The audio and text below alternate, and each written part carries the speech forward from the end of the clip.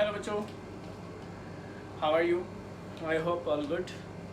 अब तो बहुत लंबा टाइम हो गया, कहते हैं ना लॉकडाउन पीरियड चलते चलते। एनीवेज, जैसा भी है समय, तो कहते हैं ना अकबर ने बिल्कुल निराश था और बिरबल को बुलाया, बोला भाई कुछ ऐसा लिख दे जिसको देखूं तो कहते हैं ना दिल खुश हो जाए।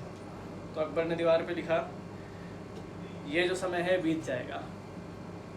अब जब दुखी था, जब मान लो हम जब दुखी होते हैं तो अगर वो चीज़ देखे जाए ये समय बीत जाएगा तब भी ठीक है, और खुश होते हैं तब भी लगता है कि हाँ ये समय बीत जाएगा, तब भी लगता है कि भैया, यानी एक तरह से देखे तो दुखी हो जाए और एक तरह से देखे तो खुश हो जाए, यानी दुखी हैं तो खुश हो जाए और खुश हैं तो थोड़ा सा दुखी हो जाए कि यार इतने जल्दी समय चला जाएगा। तो एनीवेज ये चीज़ें तो ऐसे चलती रहेंगी। आज जो डिस्कस कर रहे हैं वो आपके पास क्लासिफिकेशन ऑफ एलिमेंट चल रहा था, उसका एक पोर्शन बचा था इलेक्ट्रॉन नेगेटिविटी, कि एक्चुअल में आपके पास इलेक्ट्रॉन नेगेटिविटी क्या है। आपके पास किसकी बात कर रहे हैं? Electron negativity. ठीक है, कि नेगेटिविटी आपके पास क्या होगी कि सर अगर इलेक्ट्रॉन नेगेटिविटी डिस्कस करते हैं तो एक्चुअल में इलेक्ट्रॉन नेगेटिविटी है क्या, इसके बारे में डिस्कस करते हैं, इनकी थोड़ी प्रॉपर्टीज़ के बारे में, और how to calculate electron negativity. तो अलग अलग साइंटिस्टों ने अलग अलग फार्मूले दिए थे इसको कैलकुलेट करने के लिए। छोटी मोटी चीज़ें हैं, उनके बारे में डिस्कस करते हैं तो आपको ऑटोमेटिक आइडिया हो जाएगा कि किस तरह से इसको हम लोग यूज़ कर सकते हैं। तो आपके पास जो जिक्र करते हैं सबसे पहले इलेक्ट्रॉन नेगेटिविटी है क्या। आप लोग जब जिक्र करते हो तो सबसे पहले आता है इलेक्ट्रॉन नेगेटिविटी है क्या। तो इलेक्ट्रॉन नेगेटिविटी क्या है? The tendency of an element to atom, कि एक एलिमेंट के एटम की टेंडेंसी है कि वो कितने इलेक्ट्रॉन अट्रैक्ट कर सकता है। The tendency of an element to atom attract the shared pair of electron, कि एक एलिमेंट के एटम की टेंडेंसी होती है कि वो कितने इलेक्ट्रॉन अपनी तरफ अट्रैक्ट कर सकता है, that is called electron negativity. तो इस पोर्शन को हम लोग किसका नाम देते हैं? Electron negativity. बहुत अच्छा कंसेप्ट है, बहुत ज़्यादा यूज होता है,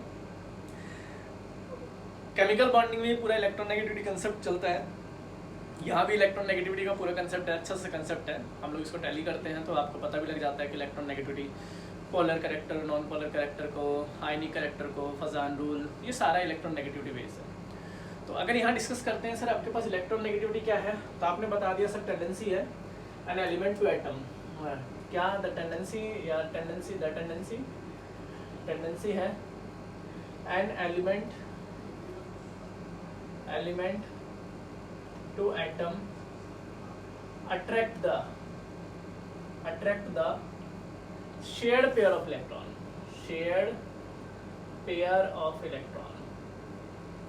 ठीक है, कि आपके पास टेंडेंसी है किसकी, कहता है किसी एलिमेंट के एटम की attract the shared pair of electron, तो उसको हम लोग क्या नाम देते हैं? उसको हम लोग नाम देते हैं किसका? इलेक्ट्रॉन नेगेटिविटी का। तो आपको याद रखना है कि एक्चुअल में इलेक्ट्रॉन नेगेटिविटी क्या है? Tendency of an element to atom attract the shared pair of electron are called electron negativity. तो ये छोटा सा कंसेप्ट है जो आपको याद रख के चलना है कि सर हमारे पास इलेक्ट्रॉन नेगेटिविटी थी क्या। तो इलेक्ट्रॉन नेगेटिविटी रिलेट करेगा किससे? कहता है tendency of atom to attract the share pair of electron. ठीक है, इसकी कोई यूनिट नहीं होती। देने वाला फर्स्ट साइंटिस्ट था पॉली, जिसको हम लोग बात करते हैं कि अगर हम लोग पॉली इलेक्ट्रॉन नेगेटिविटी के बिहाफ पे लिखा था कि पॉलिंग स्केल के अकॉर्डिंग इसको लिखा गया कि किसका इलेक्ट्रॉन नेगेटिविटी किस पे लिखेंगे। और इलेक्ट्रॉन नेगेटिविटी एटम हमेशा डिपेंड करेगा उसके ionisation potential of electron affinity पे। अगर आप किसी को, क्योंकि देने वाला कौन था आपके पास? पॉलिंग था, तो पॉलिंग स्केल के अकॉर्डिंग इसको लिया गया। दे हैव नो यूनिट, इसकी कोई यूनिट नहीं होती। ठीक है, और पॉलिंग स्केल के अकॉर्डिंग लिखा गया। उसने सिर्फ ये कहा गया कि आपके पास सम होगा किसका, कहता है कि इलेक्ट्रॉन एफिनिटी का, इलेक्ट्रॉन एफिनिटी और आयनाइजेशन पोटेंशियल का। ठीक है, इससे हम लोग कैलकुलेट कर सकते हैं। अगर आप न्यूमेरिकल वैल्यू निकालते हो तो इट डिपेंड ऑन किस पे, कहता है कि इलेक्ट्रॉन एफिनिटी और आपके पास क्या होगा, आयनाइजेशन पोटेंशियल। ठीक है, तो इनका जो आपके पास अगर हम लोग बात करते हैं इस पर डिपेंड करेगा। इट इज डिपेंड्स ऑन, यहाँ लिख सकते हैं, it is depends on electron affinity and ionisation potential. तो अब हम लोग जिक्र करते हैं सर आपके पास कौन कौन से फैक्टर है। भाई लेफ्ट टू राइट अगर बात करेंगे तो कहाँ इंक्रीज होता है, कहाँ डिक्रीज होता है, और कौन कौन से फैक्टर है जो अफेक्ट करते हैं इसको डायरेक्ट और इनडायरेक्ट वे में इलेक्ट्रॉन नेगेटिविटी को। कि सर हमें क्या पता कि लेफ्ट टू राइट जाएंगे तो इलेक्ट्रॉन नेगेटिविटी बढ़ेगी या घटेगी, हमें क्या पता टॉप टू बॉटम जाएंगे इलेक्ट्रॉन नेगेटिविटी बढ़ेगी या घटेगी। देने वाला आपके पास जो बुक में टेबल मिलेगी वो आपके पास पॉलिंग स्केल के अकॉर्डिंग होगी। मैक्सिमम और मिनिमम आपके पास लेफ्ट टू राइट सबकी इलेक्ट्रोनेगेटिविटी लिख रखी होगी। कैलकुलेशन की अगर बात करते हो तो मैंने आपको बता दिया कि वो हमेशा डिपेंड करेगी इलेक्ट्रॉन एफिनिटी और आयोनाइजेशन पोटेंशियल पे, राइट। अब जो जिक्र कर रहे हैं वो जिक्र कर रहे हैं सर फैक्टर की, कि कौन कौन से फैक्टर अफेक्ट करते हैं आपके पास इलेक्ट्रॉन नेगेटिविटी को। देखिए अगर हम लोग यहाँ टैली करते हैं कि सर इलेक्ट्रॉन नेगेटिविटी की अगर आप बात कर रहे हो तो कौन कौन से फैक्टर अफेक्ट करते हैं इलेक्ट्रॉन नेगेटिविटी को, तो यहाँ अगर जिक्र करते हैं तो सबसे पहले जिक्र करेंगे आपके पास एटॉमिक साइज। एटॉमिक साइज की अगर एटॉमिक साइज की अगर बात करते हैं तो आपको पता होना चाहिए एटॉमिक साइज आपके पास लेफ्ट राइट इंक्रीज या डिक्रीज होता है। नेक्स्ट अगर लिखते हैं तो आपको पता है कि effective nuclear charge, effective nuclear charge, ठीक है। सेकेंड थिंग अगर बात करते हैं तो आपके पास क्या आएगा कि शिल्डिंग इफेक्ट या स्क्रीनिंग इफेक्ट, स्क्रीनिंग इफेक्ट, ठीक है। आगे चलते हो तो आपके पास क्या आता है, एक आता है हाइब्रिडाइजेशन, हाइब्रिडाइजेशन,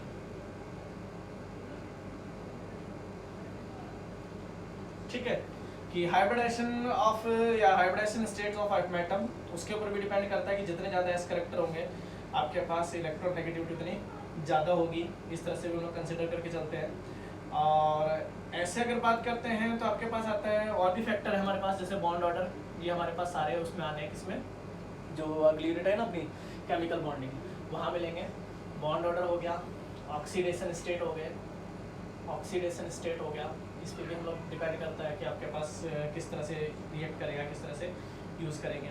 और हाफ फील्ड और फुल्ली फील्ड, अगर हाफ फील्ड की बात करते हैं और फुल्ली फील्ड की बात करते हैं तो आपको वहाँ भी पता होना चाहिए कि भाई इलेक्ट्रॉन नेगेटिविटी आपके पास डिपेंड करेगी या नहीं करेगी। तो हम लोग यहाँ लिख लेते हैं हाफ फील्ड और फुल्ली फील्ड, क्योंकि शुरू से पढ़ता है तो पता भी होना चाहिए हाफ एंड फुल्ली फील्ड, ठीक है।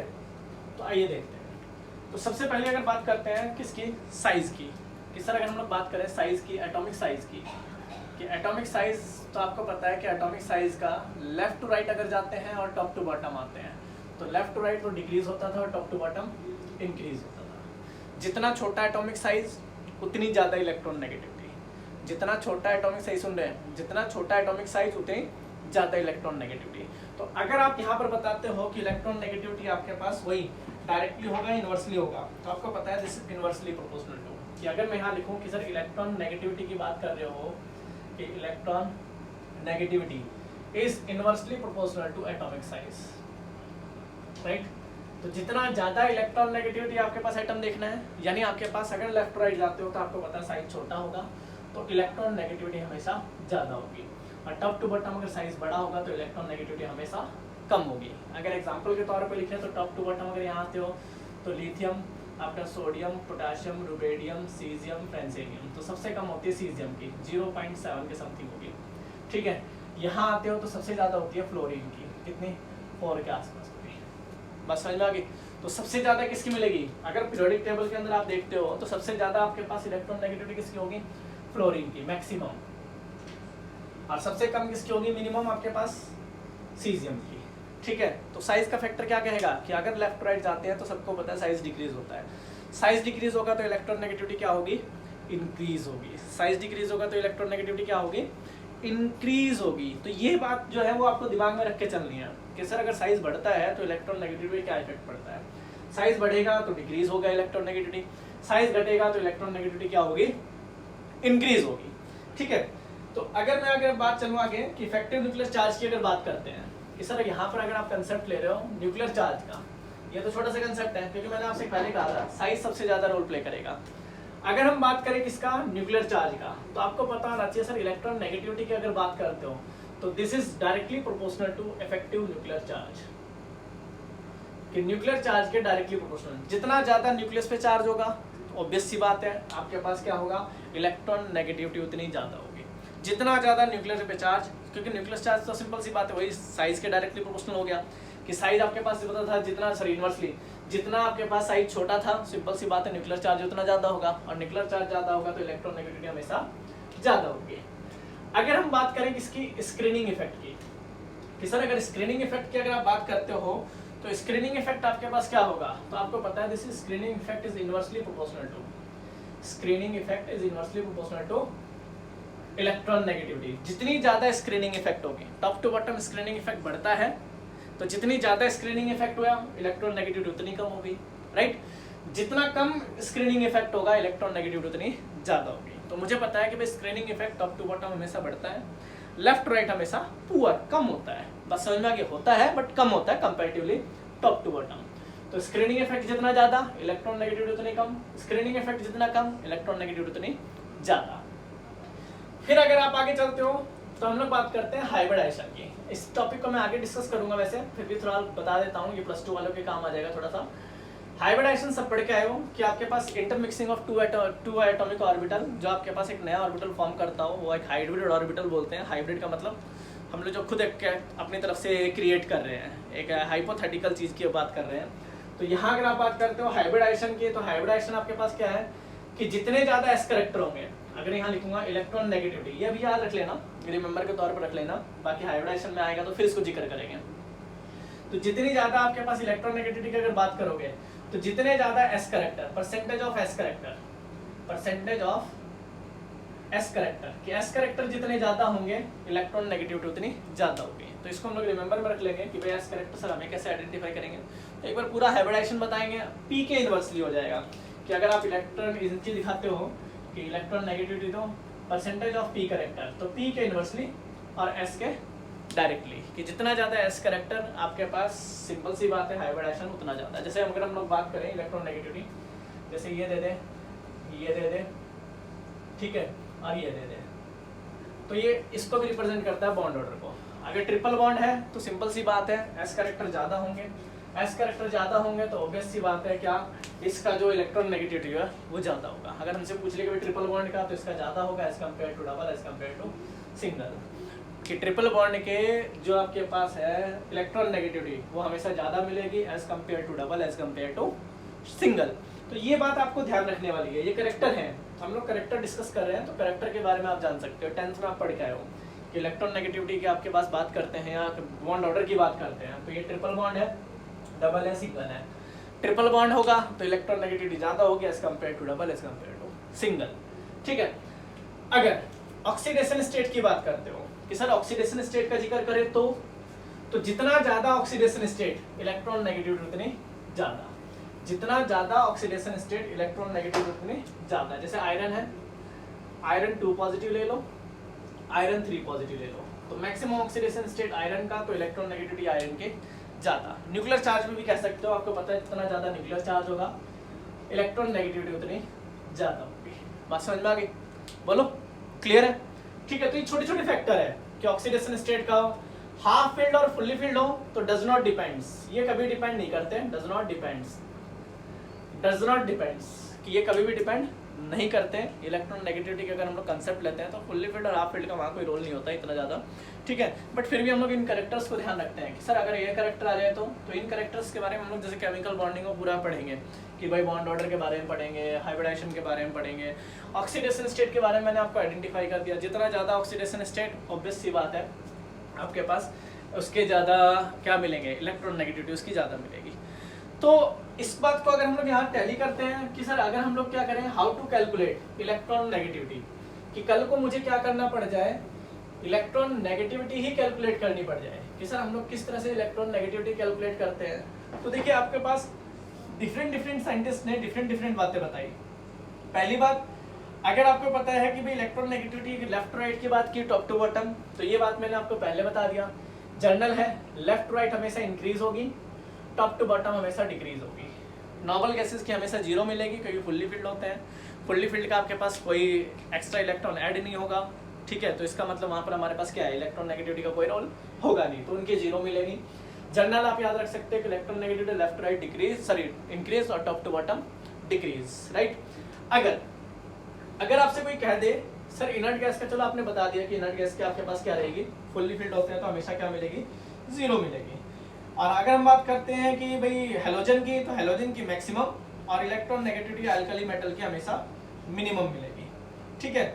इसके बाद अगर आगे चलते हो कि सर इसके बाद अगर हम लोग कोई कंसेप्ट यूज करते हैं कि इसके अलावा कोई कंसेप्ट यूज करना पड़ जाए कि कि एक्सेप्शन के तौर पे अगर बात करें तो जैसे बेरिलियम, बोरोन हो गया, जिंक हो गया, कैडमियम हो गया, increase the electron negativity down the group top to bottom, कि अगर हमारे पास कुछ वेरिएशंस भी आएंगे, कुछ एक्सेप्शनल केस भी होंगे, वो हम लोग जैसे S block, P block, D block जब आप लोग पढ़ते हो तो वहाँ हम लोग डिस्कस करेंगे कि किसकी इलेक्ट्रॉन नेगेटिविटी ज़्यादा होगी, किसकी कम होगी, कहाँ वेरिएशन है, छोटे छोटे वेरिएशन है। बस आपको फिलहाल तो इतना याद रखना है कि left right increase, top to bottom decrease. कौन कौन से फैक्टर इफेक्ट करते हैं सर? ये है साइज है, न्यूक्लियर चार्ज है, स्क्रीनिंग इफेक्ट है, ऑक्सीडेशन स्टेट है, ये आपके पास क्या है, बॉन्ड ऑर्डर है, हाइब्रिडाइजेशन है। तो ये छोटे छोटे कंसेप्ट है जो आपको थोड़ा रिमेंबर कहना दिमाग में रखने हैं कि हाँ हमने कहीं ऐसा पढ़ा हुआ है, ताकि आप लोग केमिकल बॉन्डिंग में अच्छे से यूज कर सको। चलिए आप आगे चलते हो। सर मेजरमेंट की अगर बात करें तो मेजरमेंट हमारे पास क्या है कि हम लोग इसको 3 स्केल के अकॉर्डिंग लेके चलेंगे। सबसे पहले अगर लेंगे तो आपके पास क्या आएगा, पॉलिंग स्केल के अकॉर्डिंग टू पॉलिंग स्केल ये लेके चलना है। फिर आपके पास आएगा मिल्कन के अकॉर्डिंग टू मिल्कन स्केल। फिर आपके पास क्या आएगा, अगर बात करें तो आपके पास आएगा ऑलरेड रिकाउ, ऑलरेड रिकाउ, ठीक है, या रिकाउस, इस तरह से हम लोग लिखते हैं। एक और हमारे पास आता है जिसका नाम आपके पास क्या है, सैंडरसन आपके पास स्केल। तो ये 4 साइंटिस्टों ने अलग अलग फार्मूले देके आपको आइडेंटिफाई करवाया कि भाई अगर आपके पास इलेक्ट्रॉन नेगेटिविटी कल को कैलकुलेट, हालांकि वैसे याद होती है सबको कि भाई जिसका साइज जितना छोटा इलेक्ट्रॉन नेगेटिविटी उसकी ज़्यादा, हालांकि इतना यूज़ करते नहीं है, बट हम लोग साइज के फैक्टर्स उसको निकाल सकते हैं। बट फिर भी अगर मुझे निकालना पड़ जाए तो हमारे पास 4 कैरेक्टर है, एक पॉली के अकॉर्डिंग, मिल्कन के अकॉर्डिंग, ऑलरेड रिकाउ के अकॉर्डिंग और सैंडरसन के अकॉर्डिंग। तो इनके लिए जो बेसिक फार्मूले यूज़ किए गए उन फार्मूलों को हम लोग आइडेंटिफाई कर लेते हैं, और उन फार्मूले से आपके पास क्या निकाल सकते हैं, इनकी वैल्यू आइडेंटिफाई कर सकते हैं कि सर आपके पास जो वैल्यू होगी वो हमारे पास क्या होगी। अगर हम लोग मिल्कन स्केल की बात करते हैं तो आपको पता है कि हम लोग यहाँ से क्या निकालेंगे, जो इलेक्ट्रॉन नेगेटिविटी निकालेंगे किसी पर्टिकुलर मेटल की, तो वो होगी आयनाइजेशन पोटेंशियल प्लस में इलेक्ट्रॉन एफिनिटी और अपॉन में 2, आयनाइजेशन प्लस में इलेक्ट्रॉन एफिनिटी अपॉन में 2। तो ये मिल्कन स्केल के अकॉर्डिंग है। तो मिल्कन ने आपके पास क्या लिखा, इलेक्ट्रॉन नेगेटिविटी वैल्यू अगर मिल्कन के अकॉर्डिंग निकालनी हो तो आप इस तरह से आइडेंटिफाई कर सकते हो। सिमिलर अगर आपके पास पॉलिंग के अकॉर्डिंग निकालनी हो इसी में ही, तो आप कैसे आइडेंटिफाई कर सकते हो, XP में लिख लेना इसको, ठीक है। और इसी का मॉडिफिकेशन है, मॉडिफाई कर सकते हैं आपके पास क्या, तो कहता है कि x/AXM अपॉन में 2.8, ये यहाँ से आएगा। तो इसके लिए हम लोग फार्मूला आइडेंटिफाई करते हैं कि फार्मूला इन्होंने क्या लिखा था, देखो लिख देता हूँ आपके पास, XA R minus XB equal to, XA minus XB equal to, ये एलिमेंट आपके पास कोई होगा EA minus EB under root, फिर आपके पास लेके चलेंगे क्या, कहता है कि आपके पास इन दोनों का मल्टीपल, यानी इसके बीच का बॉन्ड AA के बीच का और मल्टीपल BB के बीच का बॉन्ड, ठीक है। ये आपके पास किलो में मिलेगा, किलो जूल पर मोल में मिलेगा, ठीक है। जो एनर्जी निकलेगी हम लोग वहाँ से फाइंड आउट कर सकते हैं। तो ये आपके पास जो होगा, यहाँ पर आपके पास एक सम मिलेगा 0.208, ये होगा। तो यहाँ से आइडेंटिफाई कर सकते हो। आपके पास जो बॉन्ड ऑर्डर होंगे इसमें बॉन्ड एनर्जी का जिक्र है, जो हम लोग आपके पास कहाँ पढ़ेंगे, केमिकल बॉन्डिंग में। बट फिर भी आप लोग आइडेंटिफाई करके चलोगे कि सर आपके पास जो पॉलिंग स्केल का अकॉर्डिंग है उसने ये फार्मूला आइडेंटिफाई किया था। तो ए भी आपके पास क्या है कि 2 एटम के बीच का बॉन्ड लेंथ या बॉन्ड एनर्जी की बात होगी। तो हम लोग यहाँ जनरली बॉन्ड एनर्जी की बात करेंगे, तो वो थोड़ा सा केमिकल बॉन्डिंग का कंसेप्ट आ जाता है। आप लोग सिर्फ यहाँ फार्मूला आइडेंटिफाई करके चलोगे, ठीक है। टेबल आपको पूरी मिल जाएगी, टेबल के अकॉर्डिंग हम लोग देख भी सकते हैं क्या क्या चीज़ें कौन कौन सी कहाँ से मिलती है। चलिए आगे अगर इसको आइडेंटिफाई करते हो तो इसको ऐसे भी लिख सकते हैं, इसी का मॉडिफिकेशन है तो इसको ऐसे लिख सकते हो, IP इन प्लस में EA and electron affinity upon में 5.6। तो आप इस फार्मूला का आइडेंटिफाई कर सकते हो मिल्कन के अकॉर्डिंग, ठीक है। अगर हम बात करें ऑलरेड रिकाउ की, कि ऑलरेड रिकाउ ने सर आपके पास क्या दिया था, इसको किस तरह से आइडेंटिफाई कर सकते हैं, तो इन्होंने आपके पास क्या लिया था, इन्होंने आपके पास दिया this is XP is equal to क्या 0.359 प्लस क्या Z इफेक्टिव अपॉन में R स्क्वायर, यानी रेडियस Z इफेक्टिव अपॉन में R स्क्वायर, ठीक है। R आपके पास किसको रिप्रेजेंट कर रहा है, रेडियस को रिप्रेजेंट कर रहा है। Z इफेक्टिव आपको निकालना आता है, ये वैल्यू आपके पास प्लस में होगी 0.74। ये कैलकुलेटेड फार्मूले हैं, ध्यान रखना।